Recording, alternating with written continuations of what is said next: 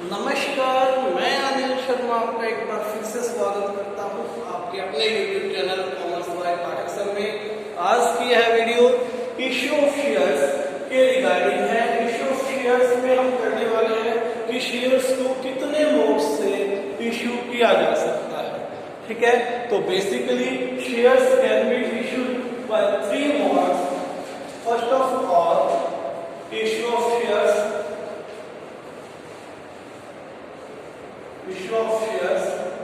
में पहली जो चीज है, फर्स्ट टाइप है, वो है private placement of shares. Private placement of shares.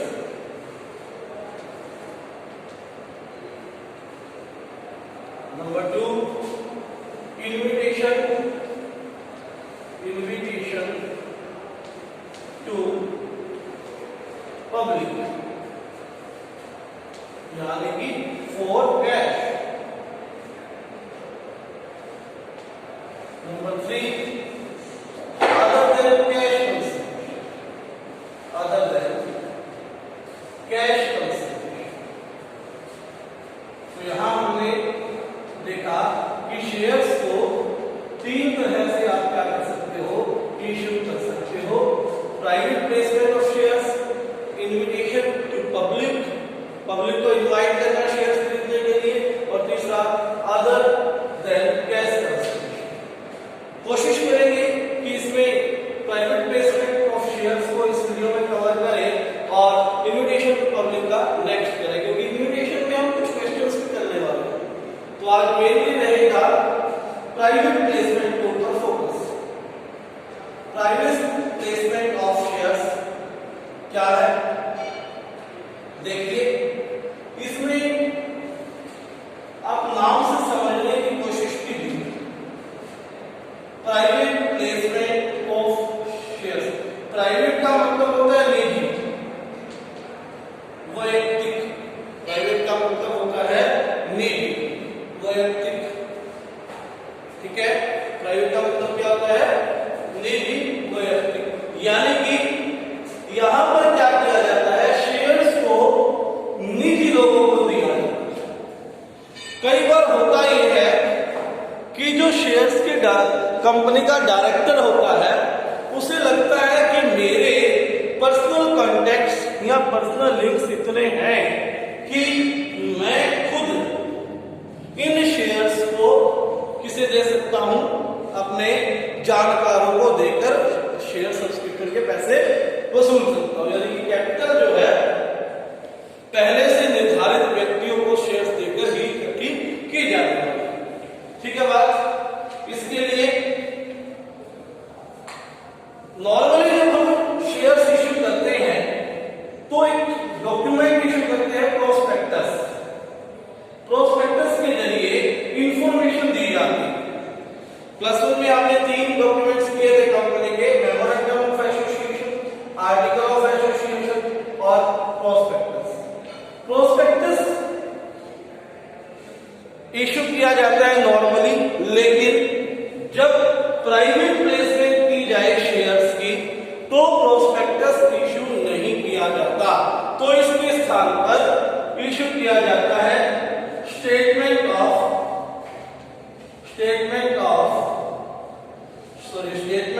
View of prospectus.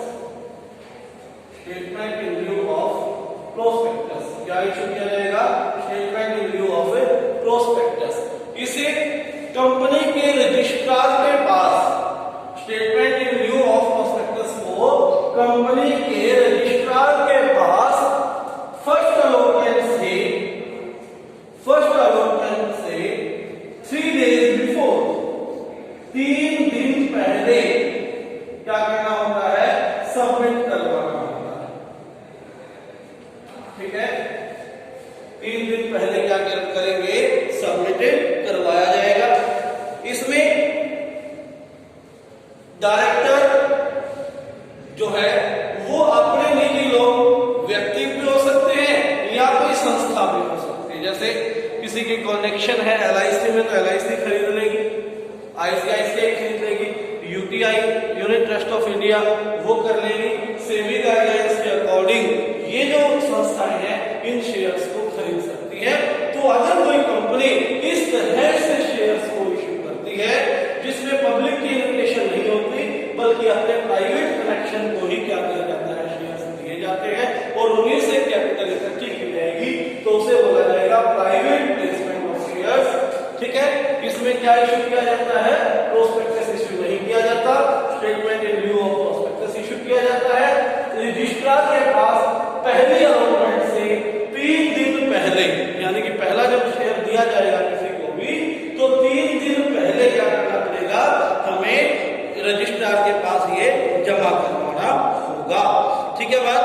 तो प्राइवेट प्लेसमेंट में एक कंडीशन और याद रखनी है, lock in period. Lock in period follow किया जाता है। ठीक है, अब बात आती है कि लॉक इन पीरियड क्या। लॉक इन पीरियड वो पीरियड रहता है जिसमें कोई व्यक्ति या कोई संस्था अपने शेयर्स को बेच नहीं सकती। मान लीजिए यूटीआई ने कोई शेयर खरीदे हैं प्राइवेट प्लेसमेंट के जरिए, तो कंडीशन ये रहती है कि पहले 3 साल, फर्स्ट 3 इयर्स वो क्या नहीं कर सकते, शेयर्स को रीसेल नहीं कर सकते, रीसेल किसी और को नहीं कर सकते, जिसे क्या बोलते हैं, लॉक इन पीरियड बोलते हैं। जिसे क्या बोलेंगे, लॉक इन पीरियड। अगर क्वेश्चन में आता है कि लॉक इन पीरियड कितना रहता है प्राइवेट प्लेसमेंट के केस में, तो आपने बताना है जी ये 3 इयर्स रहता है, 3 साल रहता है। ठीक है बात। इसी के अंदर एक एम्प्लॉइज स्टॉक ऑप्शन, ठीक है, एम्प्लॉइज स्टॉक ऑप्शन भी पढ़ा जाता है इसी के अंदर। ध्यान दें, companies act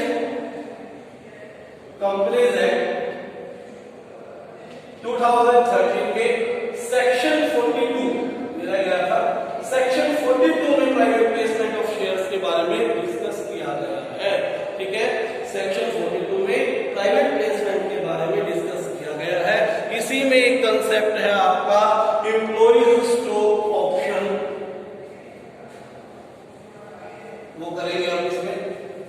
employees stock option program, employees stock option plan, इसी के अंदर है ये प्राइवेट प्लेसमेंट में ही employees stock option plan. According to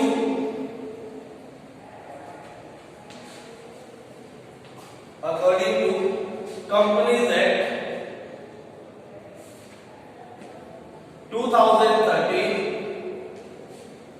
section 62,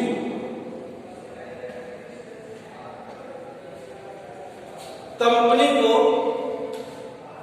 अपने डायरेक्टर्स, अपने एम्प्लॉइज, प्रोमोटर्स को शेयर्स इश्यू करने होते हैं predetermined price, predetermined price at future,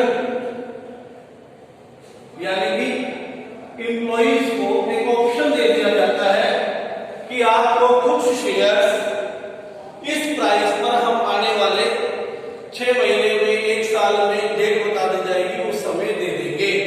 ये आपके पास ऑप्शन है, आप लेना चाहो तो लेंगे एम्प्लॉइज, नहीं लेना चाहे तो ना लें, यानी कि ये उनका अधिकार है, वो ले सकते हैं।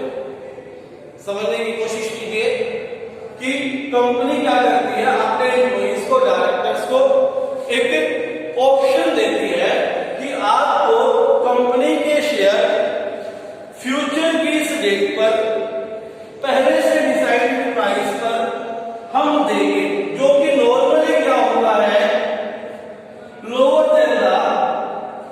लोअर देन मार्केट प्राइस होता है। मान लीजिए हम बात करें कि रिलायंस कंपनी ने एम्प्लॉइज को ऑप्शन दे रखा है एम्प्लॉइज को